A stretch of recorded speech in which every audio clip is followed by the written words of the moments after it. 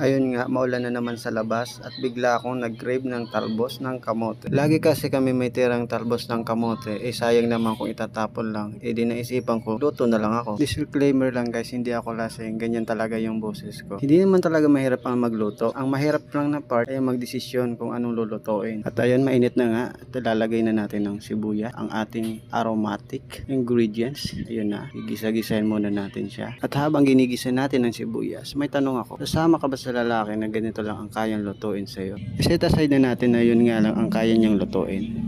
Pero natututunan naman ang lahat ng bagay kung gugustuhin lang natin. Kaya nga nabuo yung salitang pag gusto may paraan, pag ayaw maraming dahilan. Ganito pala yung feeling na nagagawa mo yung mga bagay na hindi mo kayang gawin at nagagawa mo na ngayon. Kaya yung mga gustong sumubok dyan, try nyo na bago mahuli ang lahat. Huwag nyo na ipagpabukas, gawin nyo na ngayon habang may oras ka pa. Hindi natin alam kung may liwanag pa tayong masisilayan sa bawat pagpikit ng ating mga mata.